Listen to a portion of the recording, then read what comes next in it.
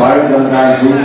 यो गर्मीमा तपाईँहरूले सहज भएको छैन मलाई थाहा छ, तर यसको असहजताका बिचमै हामी हाम्रो एउटा भविष्य सुखद भविष्य सम्झेर यहाँ जम्मा भएका छौँ। मलाई थाहा छ तपाईँहरू यो सडक परिवर्तनका लागि तयार भएर मात्र यहाँ आउनुभएको हो। तपाईँको घरभित्र तपाईँको अघिल्लो पुस्ता कुनै न कुनै राजनीतिक दलमा आबद्ध छन् भन्ने कुरा पनि मलाई थाहा छ। सम्भवतः यो हलमा उपस्थित धेरै मानिसहरू यसअघि पनि कुनै न कुनै राजनीतिक दलमा आबद्ध हुनुहुन्छ भन्ने पनि मलाई थाहा छ। तर साथै मलाई यो पनि थाहा छ कि तपाईँहरूको मनमा पनि त्यही आवाज आएको छ, जुन आवाज मलाई चाहिँ जुन छोड्दाखेरि आएको थियो कि अब त अति भयो, अब चाहिँ अति भयो।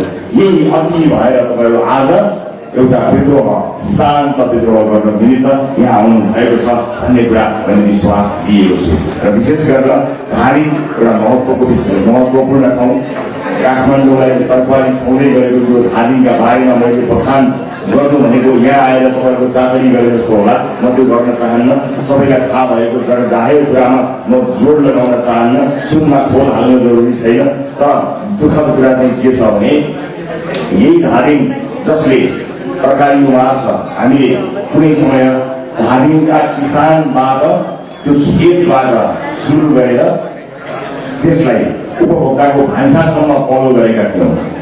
यहाँ किसानले दुःख गर्छ, किसानले नगरा खियाउँछ, पसिना खुवाउँछ, मलमा उसको खर्च, बिउमा उसको खर्च, पसिना श्रम सबै उसको गोडमेल उसैले गर्छ।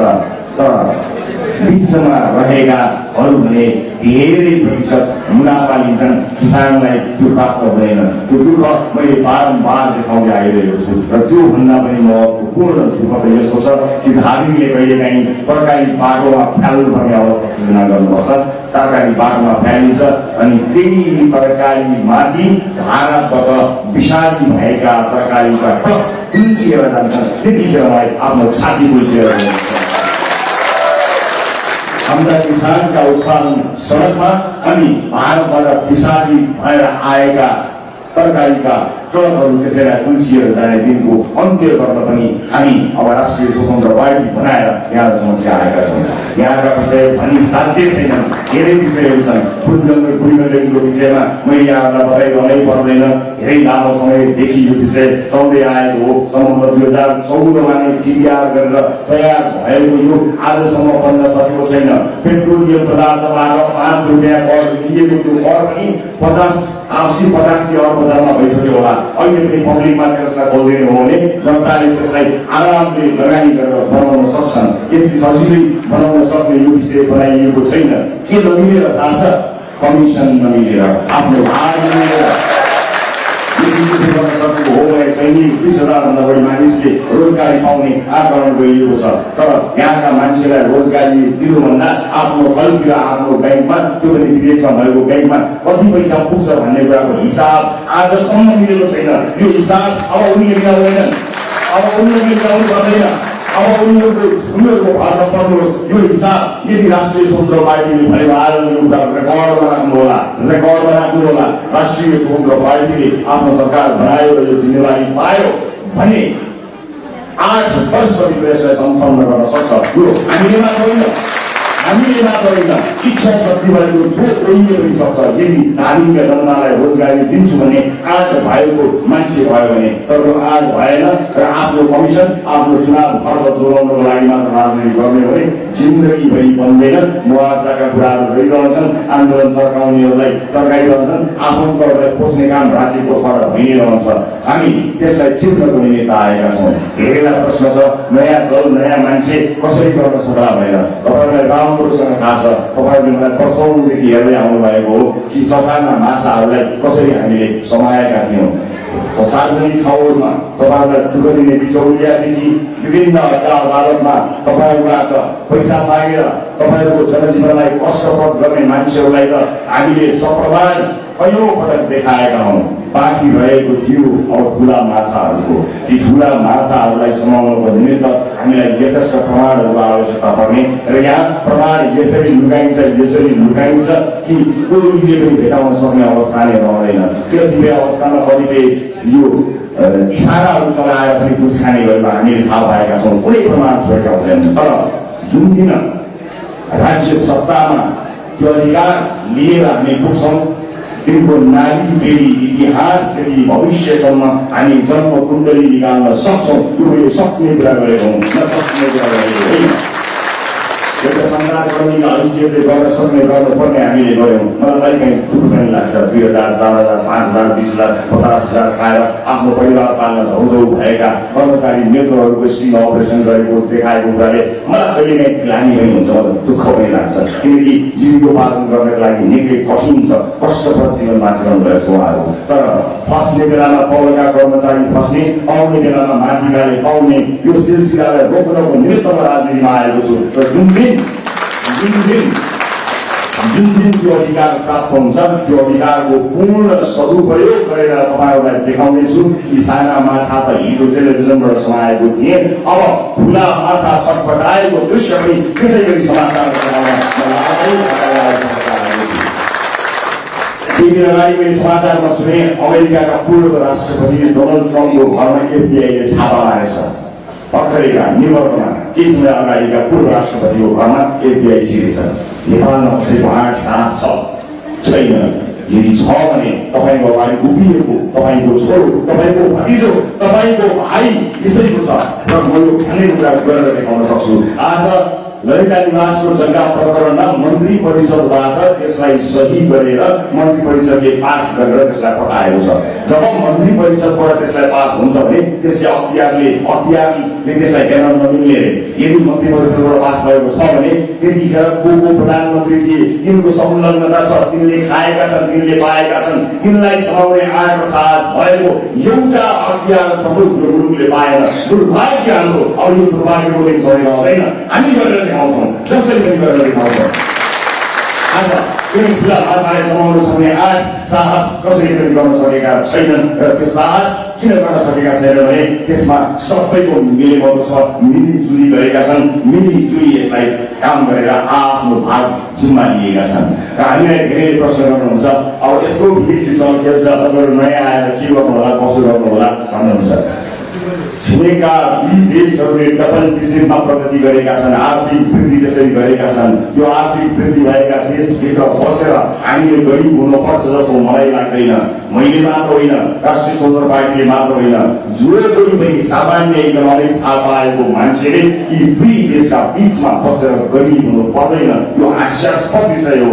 यदि ठुला सम्पन्न देशहरूको बिचमा बसेर हामी गरिब हुनुपर्नेको कारण एउटै हो कि ती देशहरूसँग उनीहरूले व्यापारको खेल गरेका छैनन्। ती देशहरूसँग तिनका फ्याक्ट्रीहरूका कन्ट्र्याक्टहरू ल्याएर रोजगारी दिने डिलहरू गरेका छैनन्। तिनलाई चिन्ता छ र आफ्ना छोराछोरी भाइ भतिजाको स्कलरसिपको एम्बेसीमा गएर चाड पाएर आफ्ना छोराछोरीलाई पढाइदिनु पर्यो। हामी भन्नु त्यही गरेगा हम गरेगा भनेर त्यसरी लुट परेका कारणले आज गरिब हुनुपर्ने बाध्यता भएको छ। दुई ठुला देशमा बसेर पनि हामी त्यत्रो ठुलो उन्नति गरेका देशहरूमा बसेर पनि हामी केही गर्न सक्ने अवस्थामा पुगेका छौँ। कारण उनीहरूलाई आफ्नै स्वार्थ प्यारो भयो। र पत्ता लगाउनु होला जो कोहीले पनि कि यो देशका कति मन्त्री प्रधानमन्त्रीहरूले आफन्तलाई विदेशी दूतावासका माध्यमबाट पढाइदिनको लागि, स्कलरसिपमा पढाइदिनको लागि बिन्ती बिसाएका छन्। त्यसको जरुरत थिएन।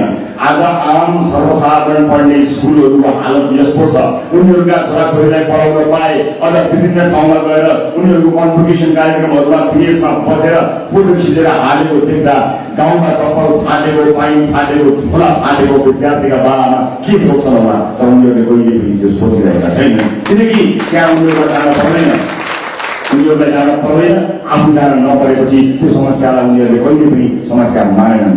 मलाई धेरैले भन्नुहुन्छ, कति पुराना नेताहरूलाई गाली गर्नुहुन्छ, नयाँ आफ्ना कुराहरू राख्नुहोस् न, आफ्नो भाइहरू राख्नुहोस् न, तपाईँ के गर्नुहुन्छ, कसो गर्नुहुन्छ भन्नुहोस् न भन्नुभएको छ। हामीले बारम्बार भनेका छौँ, पुराना राजनीतिक दलहरूले जे जस्तो चिज गरेका छन् त्यो तपाईँहरूलाई स्मरण गराउनको निमित्त, गाली गर्नको लागि, आलोचना गर्नको निमित्त होइन। हामीले थाहा पाउनै पर्छ। किन थाहा पाउनुपर्छ भने उनीहरूलाई जिताएर पठाउने हाम्रै हातहरू हुन्। हामीले नै भोट हालेको यो हात हो। हामीले आफ्नो हातले कति कुकर्म गऱ्यौँ अथवा हामीले हाम्रो हातका माध्यमबाट यो देशलाई कति पछाडि पायो भन्ने कुरा हामीले जान्नुपर्छ, बुझ्नुपर्छ, हामीलाई पछुतो हुनैपर्छ। यदि गलत गरेका हुन् भने होइन, सही गरेका हुन् भने आउनुहोस्, मलाई बुझाउनुहोस् कुन दलले कुन नेताले तपाईँ हाम्रो लागि के गर्यो र अब आउने 10-20-50 वर्षमा यो देश कहाँ कति माथि जाँदैछ मलाई कन्भिन्स गर्नुहोस्। म यो पार्टीमा तालसा लगाउन आजै तयार छु। बताउनुहोस् एउटा नेता तपाईँको प्रिय मलाई बताउनुहोस् के गरे, कसरी गरे र कसका आधारमा हामी अगाडि बढ्न सक्छौँ मलाई कन्भिन्स गर्नुहोस्। म तपाईँसँग कन्भिन्स हुनका लागि आएको हुँ। मैले कुनै पुराना राजनीतिक दलका नेताहरूको पूर्वाग्रह साधेर उहाँहरूको आलोचना गाली गलोज गरेको होइन, तर मैले सम्झाउनै पर्छ, मैले बताउनै पर्छ तपाईँहरूलाई कि जुन ढङ्गले शासन सत्ताको दुरुपयोग भयो, जुन ढङ्गले आफ्ना मान्छेहरूलाई पोस्ने काम भयो, त्यसले हामी धेरै पछाडि पऱ्यौँ। हामी धेरै पछाडि परेका कारणले गर्दा मैले तपाईँलाई सम्झाउनको निमित्त यी कुराहरू भुल्नै परेको हो। यही नजिकै अस्पताल छ, हामीको जिल्ला अस्पताल छ। एकपटक त्यो जिल्ला अस्पतालमा आएका बिरामीहरूको लिस्टिङ त हुन्छ होला, त्यहाँ आएका बिरामीहरू को आए को गए भन्ने त हुन्छ होला। एकपटक त्यहाँको रजिस्ट्रार खोजेर हेर्नु होला। तपाईँले भोट दिएर पठाएका जनप्रतिनिधिका आफन्त वा उनीहरूले उपचार गर्न त्यहाँ कहिले आए, कति दिन आए, एकपटक हेर्नु होला। मेरो चुनौती छ त्यो रजिस्टरमा उहाँहरूको नाम छैन, किनकि उहाँहरूको लागि देशमा एसी भएको क्याबिन भएको ठुलो अस्पताल कुनै व्यापारीले सिधैमा टक्राएर राखेको छ। आफूका आफ्ना छोराछोरीको उपचार त्यहाँ गर्छन्, तपाईँ हामीलाई यहाँ पठाउँछन्। यसलाई जडैबाट मिटाएर पार्न आएको छ। आज तपाईँ हामी जस्ता मान्छेहरूलाई अलिकति उपचार गर्न पर्यो भने आपद विपद पर्छ। म 17 वर्षको उमेरदेखि इन्डिपेन्डेन्ट भएर आफै स्वावलम्बी भएर आफ्नो काम आफै गर्दै आफ्नो खर्चको छु आफै गर्दै काम गर्दै आएको मान्छे हो। 46 वर्ष पुरा भयो, 47 वर्ष लाग्दैछु। यो बेलासम्म विभिन्न अनुभवहरू गरे, विभिन्न कामहरू गरे। त्यो सबै चिज गर्दाखेरि यदि म आज बिरामी परेँ भने मलाई 5-7 लाख रुपियाँको आवश्यकता पर्यो भने मैले कि चन्दा माग्नुपर्छ, कि साथीभाइ गुहार्नुपर्छ, कि मैले ऋण खोज्नुपर्छ, कि भएको बाउबाजेले कमाइदिएको बाँकीहरूको चाहेको बेच्नुपर्छ। 5-10 लाख रुपियाँको उपचार गर्न सक्ने अवस्था हाम्रो कसैले पनि छैन। मलाई विश्वास छ तपाईँहरू पनि छैन। ठुला रोग लागेको अवस्थामा कसरी उपचार गर्ने त्यसको कुनै व्यवस्था पनि भएको छैन। मलाई आपत्ति छैन, यो देशका ठुला नेताहरू बाँच्छन्, उनीहरूको उपचार होस्, उनीहरू पनि स्वस्थ हुन्, उनीहरूको परिवारले पनि स्वास्थ्य लाभ गरून्। मलाई त्यसमा कुनै आपत्ति छैन। म कसैको अस्वस्थताको कामना गर्न पनि चाहन्न, पनि अस्वस्थ होस् पनि भन्न चाहन्न। तर जनता जाने अस्पताल पहिला राम्रो बनाउने प्राथमिकता एउटा नेताले जहिले पनि गर्नुपर्छ। यदि नेतृत्व लिने मान्छे हो भने जनता पढ्ने विद्यालय, जनताको स्वास्थ्यको विषय मेरो जिम्मेवारी हो भनेर दिन रात त्यसलाई हेर्नुपर्ने हुन्छ। एउटा व्यापारीले 5 तारे होटेल जस्तो गरी कुनै एउटा अस्पताल बनाउन सक्छ भने यो राज्यले सबै जिल्लामा त्यो हैसियतको अस्पताल बनाउन सक्दैन? सक्छ, सक्ने तिर्ने नसक्ने नतिर्ने हो, सक्ने मात्र तिर्ने हो, जसले सक्दैन उसले तिर्ने होइन, सरकारले तिर्छ। त्यस्तो व्यवस्था संसारका धेरै ठाउँहरूमा छ।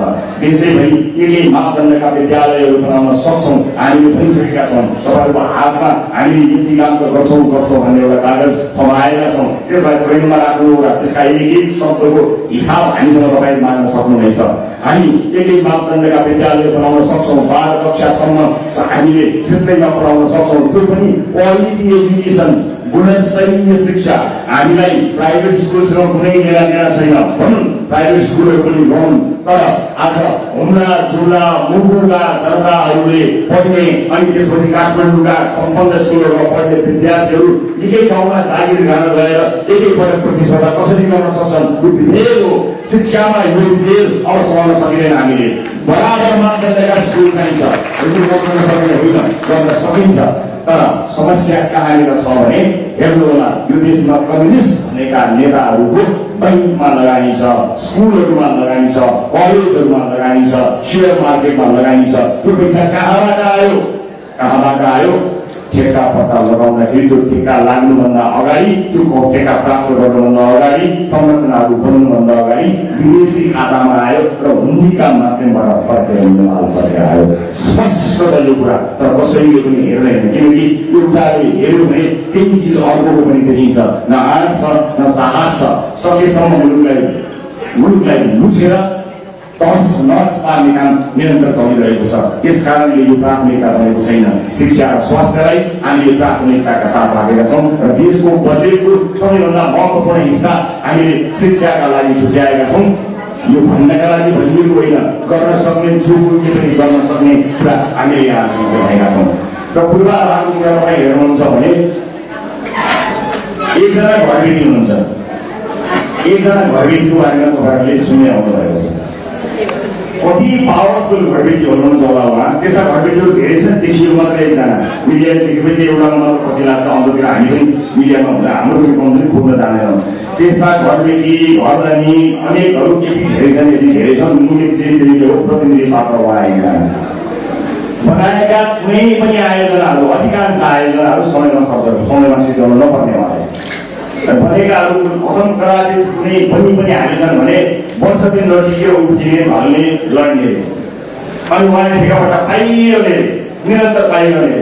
अनि यो सिङ्गो देशमा भाडामा बस्न मात्रै मात्र घर चाहिने, यो के हो?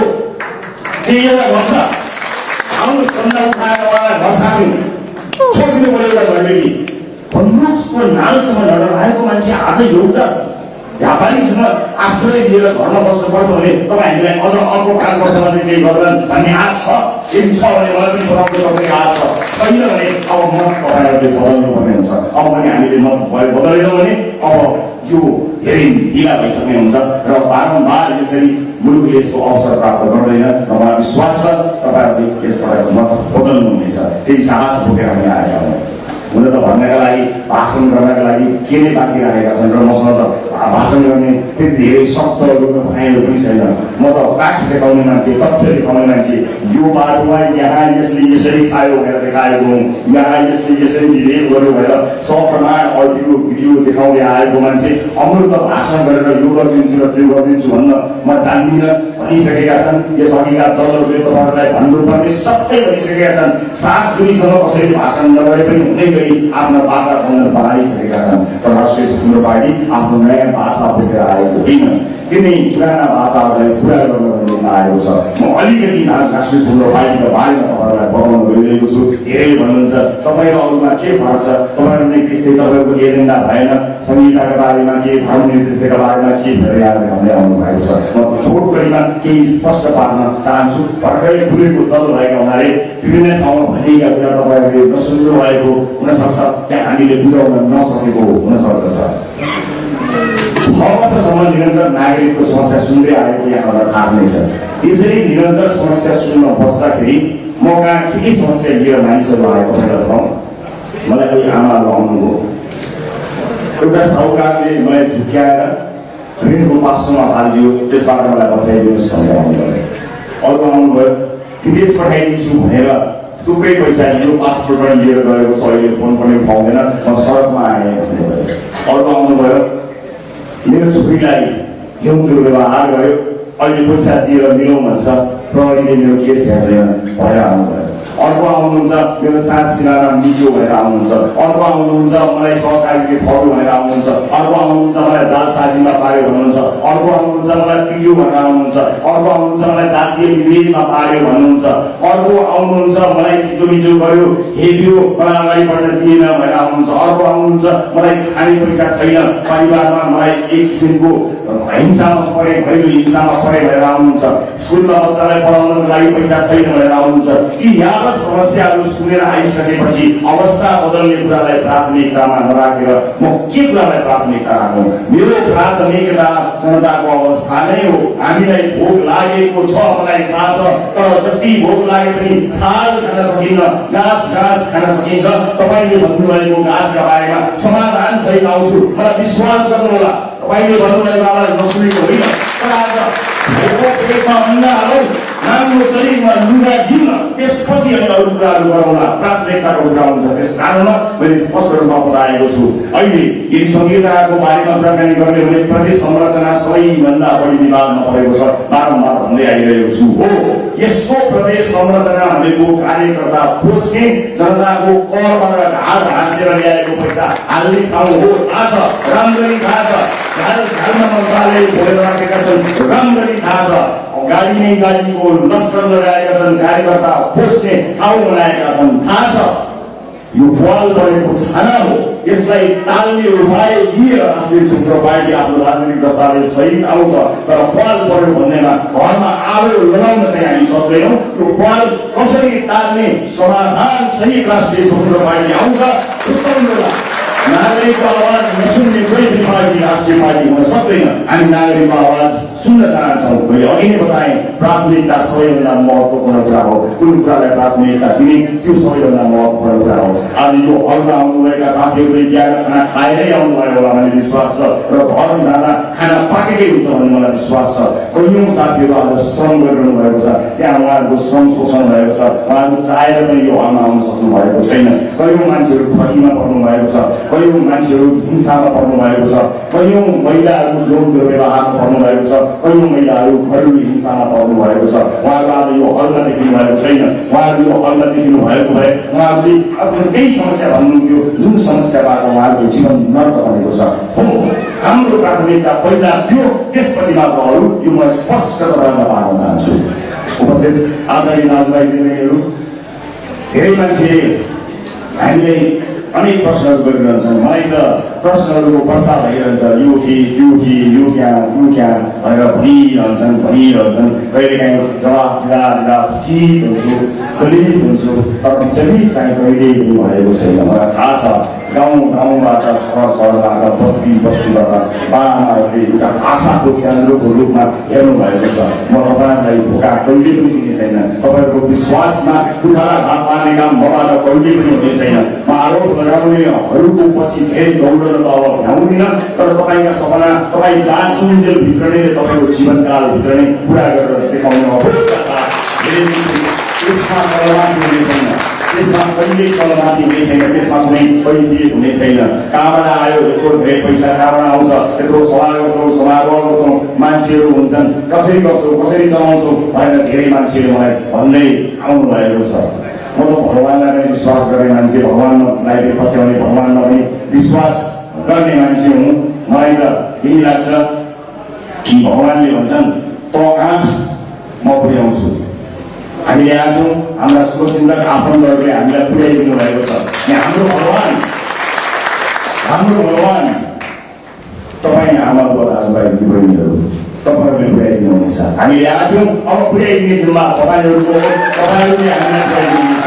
हामीले यो हात हामीले आफ्नो जीवन बनाउनका लागि गरेको होइन। आफ्नै जीवन बनाउनु पर्ने हो भने हामी सबैले आफ्ना काम छोडेर आएका मान्छेहरू हौँ। भर्खरै यहाँ एक उद्यमशील महिला हाम्रो केन्द्रीय सदस्य बसुमाया तामाङलाई तपाईँले हेर्नुभयो होला। हामीले सोचेको, हामीले देखेको नेता बसुमाया तामाङ जस्तो जो उद्यमशील महिला हो, जसलाई राजनीति आउँदैन तर सयौँ महिलाहरूलाई रोजगारी दिनुभएको छ। हामी यस्ता नेताहरू उत्पादन गर्नको निम्ति यो पार्टीलाई अगाडि लिएर गएका छौँ। हामीले आँट्यौँ, अब तपाईँहरूले पुर्याउने हो। कयौँ साथीहरूले गाडी दिनुभएको छ, कयौँ साथीहरूले खाजाको पैसा तिर्दिनु भएको छ, कयौँ मेरा मित्रहरूले होटलमै तपाईँहरूले दिनु पर्दैन भन्नुभएको छ, कसैले यो खर्च मेरो भन्नुभएको छ।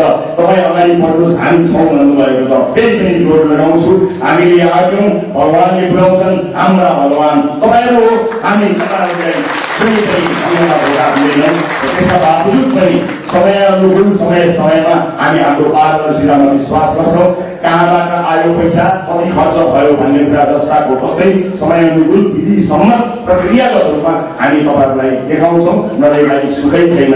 सुशासनका लागि खबरदारी गर्दै गरेको मान्छेलाई आफैले सुशासन गर्न सकिएन भने त्यो दुविधापूर्ण हुन्छ। त्यसको मबाट हुने छैन। म यहाँहरूलाई विश्वास दिलाउन चाहन्छु। र उपस्थित आदरणीय दाजुभाइ दिदीबहिनीहरू, राष्ट्रिय स्वतन्त्र पार्टी अरू पार्टीभन्दा निकै अलग छ भन्ने कुरा मुखले मात्र होइन, केही कुराहरू अलग छन्। केही साथीहरूले सुन्न चाहनु भएको छ, म यहाँलाई बताउन चाहन्छु। हामीले एउटै पदमा अथवा एउटै समितिमा परिवारका सदस्यहरूलाई प्रतिनिधित्व गरेका छौँ। परिवारवादको खिलाफ राष्ट्रिय स्वतन्त्र पार्टी छ। यस अर्थमा हामी कुनै पनि राजनीतिक दलभन्दा फरक छौँ। राष्ट्रिय स्वतन्त्र पार्टीले प्रारम्भिक निर्वाचन गरेर आफ्ना उम्मेदवारहरू छान्छ। केन्द्रमा मन लागेको मान्छेलाई टिकट दिने चलन हाम्रो पार्टीभित्र छैन। अर्थात् धादिङको नेतृत्व कसले गर्ने हो, केन्द्रमा बसेर मैले निर्णय गर्ने होइन, अथवा मेरा परिवारका मान्छेहरूले गर्ने होइन। धादिङवासीले छान्ने हो, धादिङको भविष्य। यसको परिवारले कुन राजनीतिक दलमा छ राष्ट्रिय स्वतन्त्र पार्टीले राइट टु रिकलको व्यवस्था गरेको छ तपाईले चुन्दै गरेको जनप्रतिनिधिले चुनुन्जेलसम्म मिठा कुरा गर्यो चिल्ला कुरा गर्यो तपाईलाई फकायो लडायो अनि तपाईको भोट लिएर गयो माथि पुगेपछि दुन्दी बनायो भने उसलाई तपाईले निकाल्न सक्नुहुने अधिकार हामीले दिएका छौँ राष्ट्रिय स्वतन्त्र पार्टी यस अर्थमा फरक छ राष्ट्रिय स्वतन्त्र पार्टीभित्र यदि कोही निर्विरोध निर्वाचित भएछ उम्मेदवारका लागि भने तपाईहरूले निर्विरोध निर्वाचित भएको मान्छे कतै कसैलाई पर्साएर झुक्याएर पैसा पाएर निर्विरोध भएको हो कि होइन भन्ने कुरा बुझ्नका लागि तपाईहरूले राइट टु रिजेक्ट तपाईले उसलाई थाल्न सक्ने अधिकार पनि राख्नुहुन्छ हामीले त्यो व्यवस्था पनि राष्ट्रिय स्वतन्त्र पार्टीले राखेका छौँ र एउटै पदमा एउटै मान्छे 2 कार्यकाल भन्दा बढी बस्न पाउँदैन त्यो व्यवस्था हामीले विधानमा स्पष्टसँग राखेका छौँ अन्य धेरै व्यवस्थाहरू हामीले राखेका छौँ सन्तुलित परराष्ट्र नीति हाम्रो लागि आजको आवश्यकता हो त्यसैलाई मध्यनजर राख्दै हामीले नेपाललाई विश्व शान्ति क्षेत्र पुनः घोषणा गरियोस् भन्ने प्रस्तावलाई अगाडि सार्ने निर्णय गरेका छौँ दुई छिमेकी बीचमा बसेर विभिन्न देशलाई चलखेल गर्न दिने यो अवस्थाबाट यो देशलाई मुक्त गर्नुपर्छ आफ्ना स्वार्थका लागि विदेशीहरूको गोठी बन्ने मान्छेहरूलाई हामीले अब धेरैमा चिन्नुपर्ने हुन्छ भनेर हामीले यस्तो व्यवस्था पार्टीले गरेका छौँ अनि थुप्रै विषयहरू छन् मलाई थाहा छ तपाईँहरूले हेर्न पढ्न देख्न भ्याउँदैन इच्छा लाग्दैन लामो लामो दस्तावेज त्यति ठुला ठुला किताबहरू यिनका हरफहरू हेर्न त्यति धेरै विश्वास लाग्दैन त्यति धेरै समय पनि हुँदैन तर मलाई विश्वास छ यस अगाडिको पेसामा तपाईले मलाई विश्वास गरेर आफ्नो दुःख पर्यो भने जाने ठाउँको रूपमा मलाई मान्नु भएको हो मैले यो पेसालाई एउटा मन्दिरका रूपमा चित्रित गर्दै आएको छु आफूलाई आपद पर्यो भने यो देशमा एउटा भाइ छ एउटा छोरो छ एउटा साथी छ जसकहाँ गयो भने मैले न्याय पाउँछु भनेर तपाईँले घर घरमा बसेर आँखाले हेर्नु भएको हो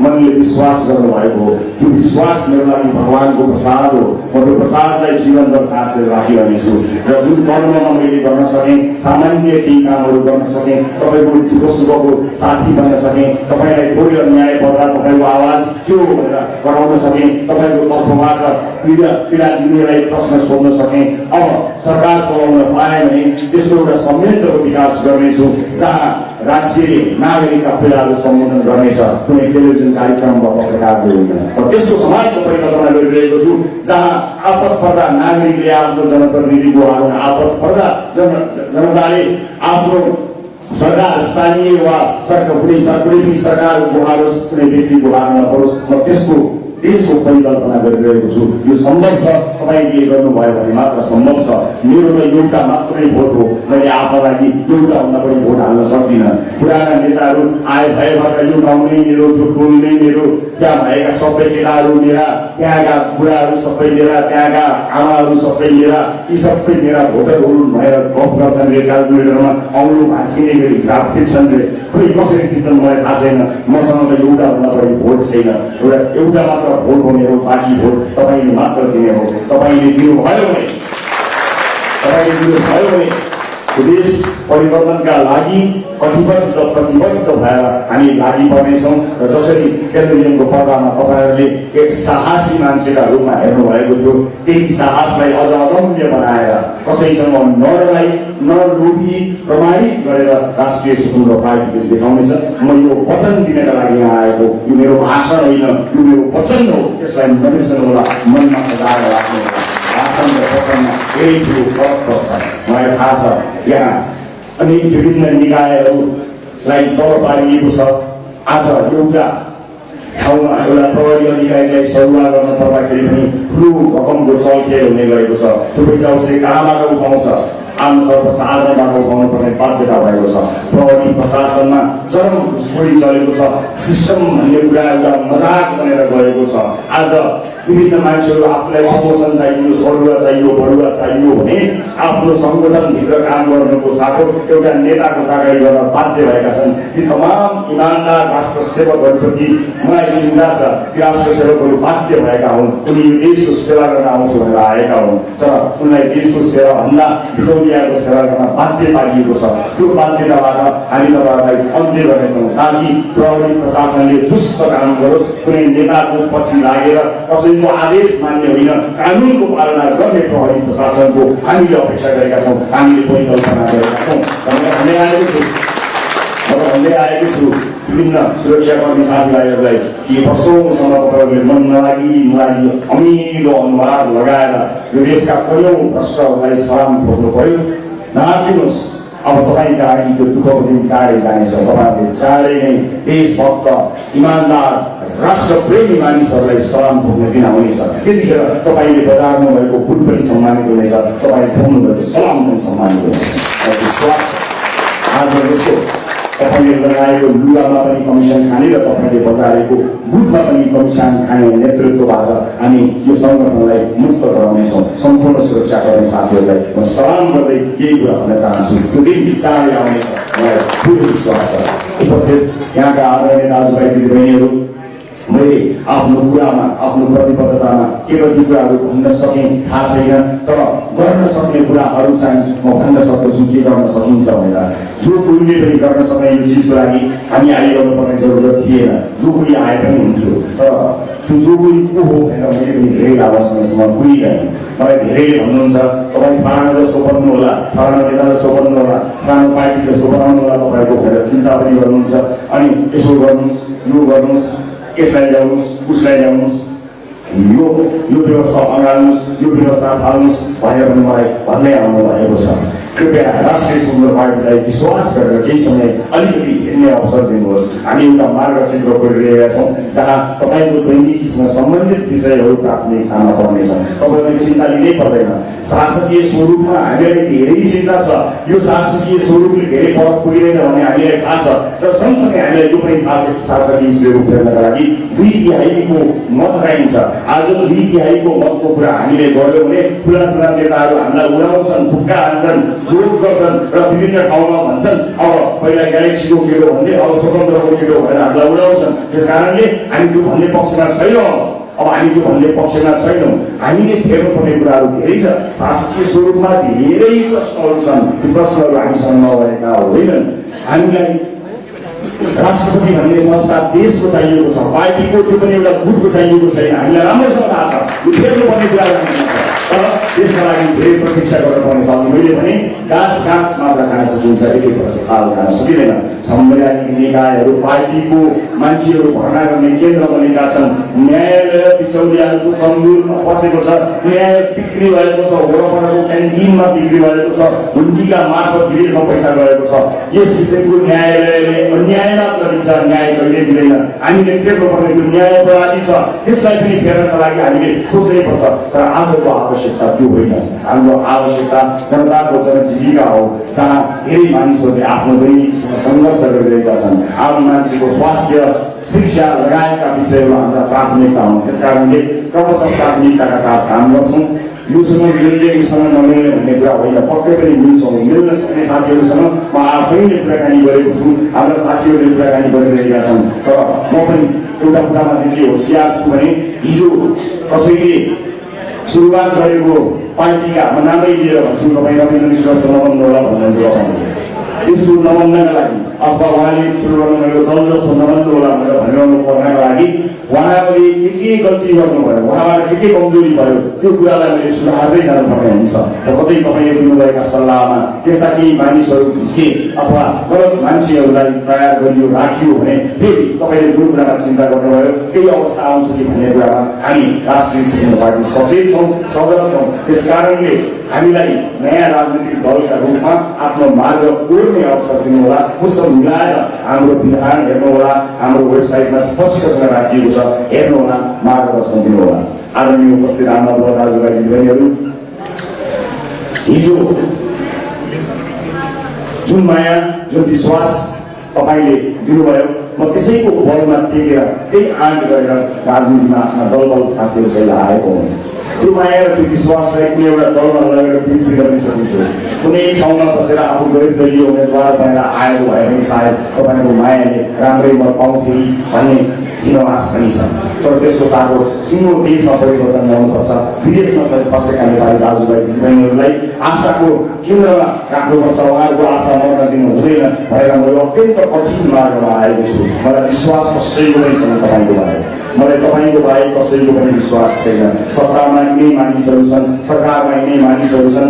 आज सरकार काम चलाउ हुनुपर्ने हो, 825 जना मान्छेहरू दसैँ भत्तासहित खानका लागि तयार भएर बसेका छन्। त्यो पैसाले हामीले अस्पतालहरू बनाउन सक्छौँ, राज्य कोषको दोहन गर्न र अधिकारको दुरुपयोग गर्न सबै लागि परिरहेका छन्। मलाई यिनबाट डर छ कि हामीलाई यिनीहरूले कतै चुनावमा अप्ठ्यारो पार्ने त होइनौँ, हामीसँग त संगठन धेरै ठुलो पनि छैन। त्यसै भएर त्यसलाई ठुलो बनाउनको लागि त आफूसँग कतिमा त्यसको वर्षौँ पुरानो संगठन नभएर म तपाईँको मद्दत लिन आएको छु। अब हाम्रो साथमा तपाईँ हुनुपर्छ, तपाईँ लिनुपर्छ। हामीलाई हाम्रा आफ्ना मान्छे भनेर वर्षौँमा हामीले राखेका मान्छे कोही पनि छैनन्। हाम्रा मान्छे तपाईँ हो। हामीसँग कार्यकर्ताहरू छैनन्, हामीले कार्यकर्ता रहित पार्टी बनाउने निर्णय गरेका छौँ। त्यस कारणले हाम्रो पहरेदारी तपाईँले गर्नुपर्ने हुन्छ। हाम्रो बुथमा के भयो कसो भयो, हाम्रो मत कसैको मतपेटिकाहरूको सुरक्षा गर्ने जिम्मा तपाईँले लिनुपर्ने हुन्छ। अनि मात्र हामी परिवर्तन गर्न सक्छौँ। हामी दिलमा बसेर चुनावको मैदानमा यहाँ उभिएर जति ठुलो कुरा गरेका पनि यदि सरकारमा पुग्न सकेनौँ भने हामीले गर्छौँ भनेको चिज गर्न भ्याइँदैन। एक दुईजनाले जितेर गएर त्यो पृथ्वीको साक्षी भएर बस्न हामीलाई रहर छैन। हामीलाई आफ्नो सरकार बनाउनु छ ताकि तपाईँलाई गरिएको भाषा पुरा गर्न सकियोस्। त्यसका लागि हामीलाई तपाईँको मद्दत चाहिएको छ। यो गर्मीमा पसिना चुहाएर आफ्नो लोकप्रियताका लागि मैले बोलेको होइन, मैले मनभित्रबाट तपाईँलाई अनुरोध गरेको हुँ ताकि मनभित्रबाट गरिएको यो अनुरोध तपाईँको मनभित्र छिरोस्, तपाईँको हाम्रो मन एकै होस्। त्यो एकै मनसित त्यति अपेक्षा गर्न चाहन्छु। अन्त्यमा आजको यो जिल्ला भेला हो। यो जिल्ला भेलामा तपाईँहरू उपस्थित हुनुभएको छ। यो जिल्ला भेलामा रहेर विभिन्न पालिकाहरू र जिल्लाको समितिमा रहन चाहनुहुने साथीहरूले हामीलाई मद्दत गर्नुहुनेछ। हामीसँग आफ्ना मान्छेहरूले छैनन्, हामीले काठमाडौँबाट कोही ल्याएका छैनौँ, त्यही हामीलाई थाहा छ। हामीलाई माया गर्ने तपाईँहरू यही हुनुहुन्छ। यही भित्रबाट हामीले हाम्रो सङ्गठनलाई फैलाउनु छ र एकपटक देशैभरि हाम्रो सञ्जाल फैलिसकेपछि सबै समितिहरू बनिसकेपछि हामी नागरिकलाई यसरी दुःख दिने राजनीति पनि गर्दैनौँ। हामी हाम्रा सभा समारोहहरू सकेसम्म डिजिटल होइन डिजिटल गर्ने तयारी गर्दैछौँ, किनभने यो डिजिटल युग हो। बिस्तारै हामी तिरतर्फ पनि जान्छौँ। तर अहिले पार्टी निर्माणको काम बाँकी छ, मुखमै निर्वाचन आएको छ। दिन रात खटिएर हामीले यो काम गर्छौँ।